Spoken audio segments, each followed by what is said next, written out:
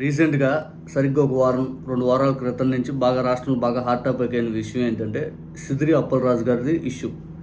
వాళ్ళ కుమారుడు rash driving చేసి దారిని పోతున్న ఒక వ్యక్తిని, గొర్రెల కాపరిని చంపేశాడు అని చెప్పి case.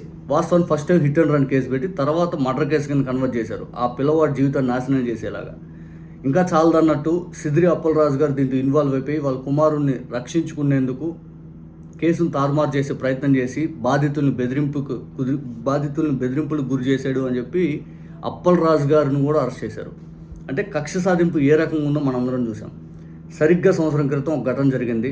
TDP MLA, Pathapatnam MLA, ఆ ఎమ్మెల్యే కుమారుడు కారును ర్యాష్గా తోలుతూ ఒక ఆటోను గుద్దాడు. ఆ ఆటోలో ఉన్నటువంటి ఒక వ్యక్తి చనిపోవడం జరిగింది. ఆ చనిపోయిన వ్యక్తి కుటుంబ సభ్యులు ఈరోజు ఒక వీడియో రిలీజ్ చేశారు. అట్లాగే ఎమ్మెల్యే బెదిరింపులకు సంబంధించినటువంటి ఇంకొక వీడియోని లీక్ చేశారు.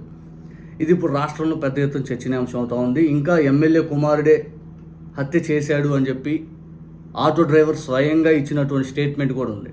ఇవన్నీ ఇప్పుడు రాష్ట్ర వ్యాప్తంగా చర్చనీయాంశం అవుతున్న వేళ ఈ ప్రభుత్వం ఏం చేస్తుంది? ఎమ్మెల్యే కుమారుడిని అరెస్ట్ చేస్తుందా?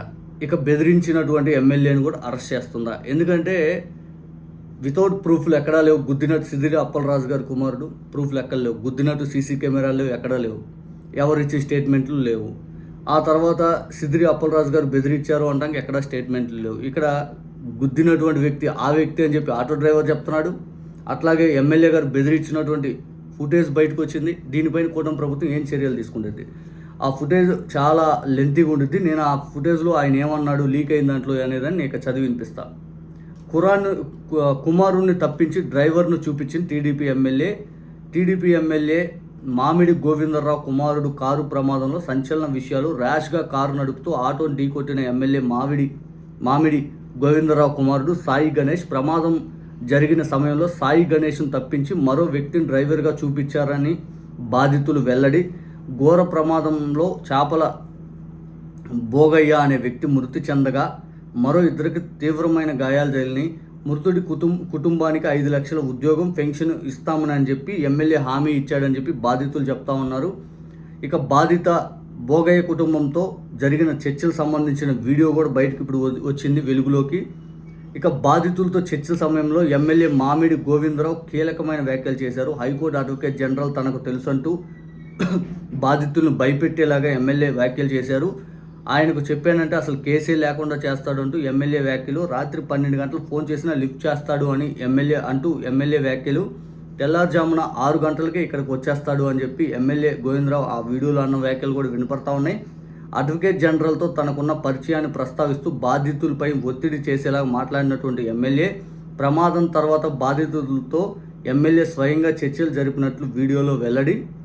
5 లక్షలు ఇస్తామని హామీ, ఏడాది గడిచినా డబ్బులు అందలేదంటున్న బాధిత కుటుంబం. పెన్షన్ ఇస్తానని కూడా హామీ, ఏడాది గడిచినా ఉద్యోగం, పెన్షన్ హామీలు నెరవేరలేదని చెప్పి మృతుడి కుటుంబ సభ్యులు ఆవేదన. హామీ నెరవేరకపోవడంతో తీవ్ర ఆవేదన వ్యక్తం చేస్తున్న మృతుడి కుటుంబ సభ్యులు. మాకు న్యాయం చేయాలి అంటూ ఎమ్మెల్యే మామిడి గోవిందరావును కోరుతున్న బాధిత కుటుంబం. డబ్బులు ఇస్తామని చెప్పి జరిగిన చర్చలకు సంబంధించిన వీడియోతో పాటు బాధిత కుటుంబం ఆవేదన కూడా వెలుగులోకి వచ్చింది. అంటే డబ్బులు లేకపోతే ఉద్యోగం లేదు, పెన్షన్ లేదు, ఏమీ లేవు.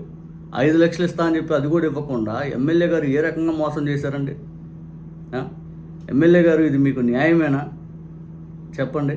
ఇదిగోండి బాధిత మహిళ. గుర్తులేదు, యాక్సిడెంట్ అయ్యేటప్పుడు నాకేమీ గుర్తులేదు. ఆ తర్వాత పడిపోయిన తర్వాత అప్పుడు నాకు గుర్తొచ్చింది, మాకే యాక్సిడెంట్ అయిందా అని అప్పుడు అనుకున్నాను. ఈ బుర్ర ఎక్కిపోయింది, ఈ తల చూడండి లెగిసిపోయింది.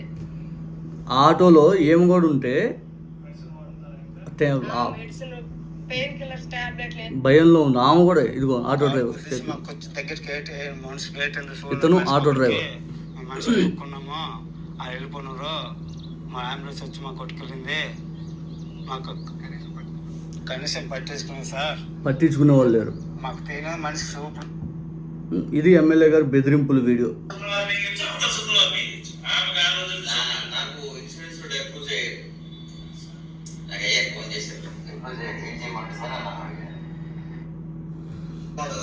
అలా యాక్సిడెంట్ అయిన విషయంలో ఇతనే ఆటో డ్రైవర్ ఇతను గుద్దేసి ఇతను బాగా గుర్తుపట్టినప్పటికి కూడా ఎమ్మెల్యే గోవిందరావు కొడుకు వాళ్ళతో రిలేటివ్స్ ఒక ఇద్దరు ముగ్గురు అక్కడ ఉండేటప్పటికి వాళ్ళ దగ్గర ఊరు అయ్యేసరికి వాళ్ళు వచ్చేసి అక్కడ ఎమ్మెల్యే కొడుకుని తీసుకెళ్ళిపోయి డ్రైవర్ని కాస్త అక్కడ పెట్టేసి ఎమ్మెల్యే కొడుకుని తప్పించి డ్రైవర్ని పంపించారు. ఇంత దారుణంగా జరుగుతుంది ఈ కూటమి ప్రభుత్వంలో అన్యాయం.